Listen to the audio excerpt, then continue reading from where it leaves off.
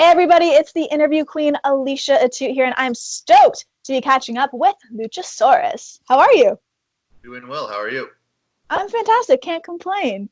Um, I'm very excited to finally have you on here, so fill me in on the last couple of days you've had, what you've been up to. Well, every time I come back from TV or something, for me, it's a matter of just trying to stay healthy. And my hips are 65 million years old as a dinosaur. So I actually just got a sauna put into my place a dry sauna that you can sit in for 30 minutes in the morning, warm up everything. Then I do my kick stretches. Then I go to the gym, and then I go to the gymnastics center. It's basically the same thing every day, and then I fly out for TV. So I have a very specific. Oh, I walk my dog too, but I have a very specific schedule to try to stay ready. And I'm coming back from a hamstring injury.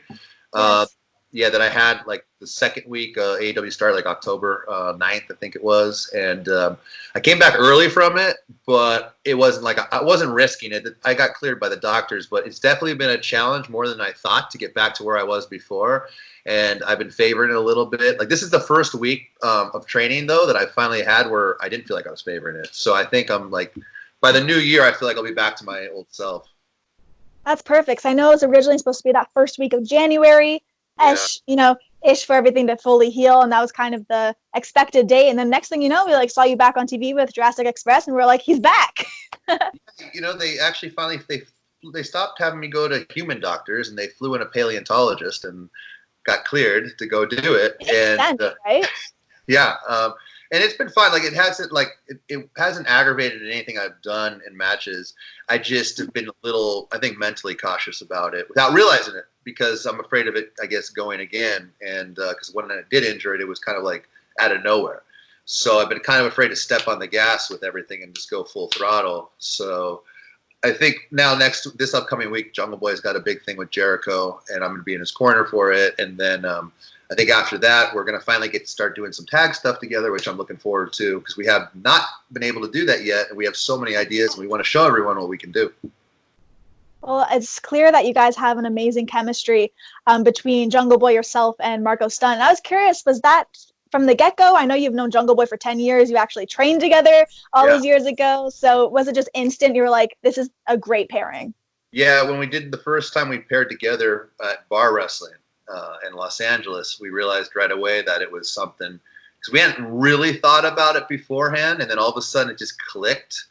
And then we started just coming up with tag ideas together, and those clicked real easily too. And our characters just meshed so well that we were ready to do this on a bigger stage. And then they threw they originally were going to have Jungle Boy and Marko as a team.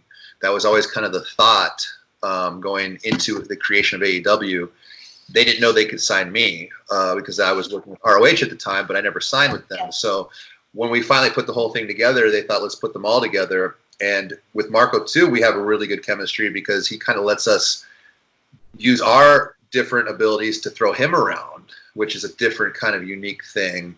So it's a very unique team altogether, and I really like being a part of it because there's really never been anything like it, and we're kind of setting precedents with what we do.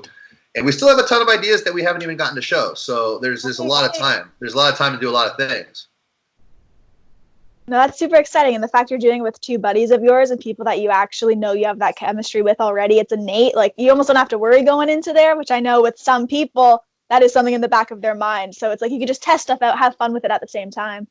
Yeah, and we're going to, I think, we have a show on New Year's in Jacksonville.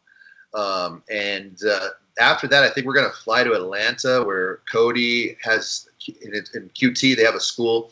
And we're going to train for a few days there as a team, because it's hard. Because remember, Marko lives across the country from us. Me and Jungle Boy live in Los Angeles, but he doesn't. We've had a couple times where we could train all together, but we haven't had a chance to really get in a ring and practice some things and some ideas and really hone it in. So we're going to do that for a couple days coming up, and we're excited about that because we're going to really sharpen up some ideas for the new year. That's awesome. Now, I have to say, I absolutely love the whole idea of Luchasaurus. It's something completely different and unique from what you see in wrestling a lot of the time now. And the thing about it is you have so many supporters, which I love seeing. But then there's the other side where you're always going to have those trolls who just decide to be douchey because they want to be. They'll call you Dragon or whatever dumb comment they can just think about. So is it to a point now where you just kind of know, what you've got is really, really solid, and it's just like, let's just ignore those people now? Like, what's your mindset there?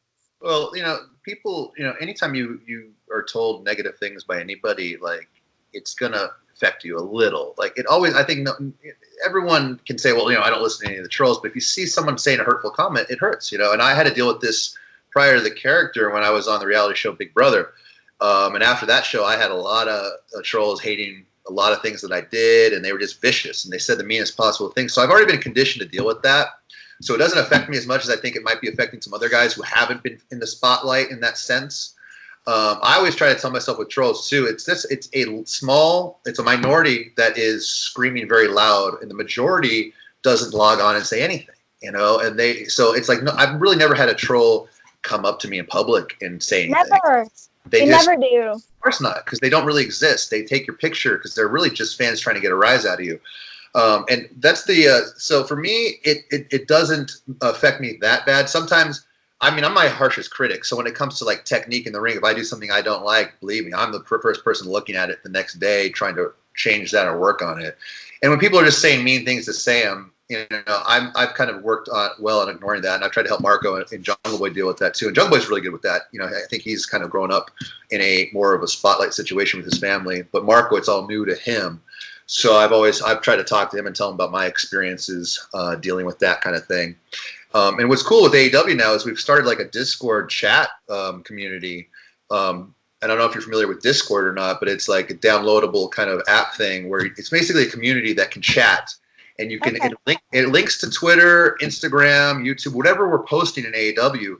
But now you have a friendly community where they don't allow trolls in there. They're regulated, and we have like 3,000 fans in there now. My girlfriend actually helped start it, and because she does tech stuff and social media stuff, and now we're starting to do live streams with different wrestlers after each Dynamite, and it's a place where you can go and you can just be your fan, and you can just be, ask questions. And if you want to argue or disagree with something, you can do it in an intelligent way and just talk about wrestling. And we're getting away from some of the trolling that happens on Twitter, because it sucks. Anytime you go on Twitter, it doesn't matter what you post, people will find a way just to say mean things. And it's disappointing. So we're looking at different avenues to still have fan interaction, because I love connecting with fans as much as possible. And don't get me wrong, for the most part, I'm lucky. My character happens to be really popular with most fans, and I don't get a lot of hate yet with it. The more popular you get, the more hate you'll end up getting. The more that comes on, yeah.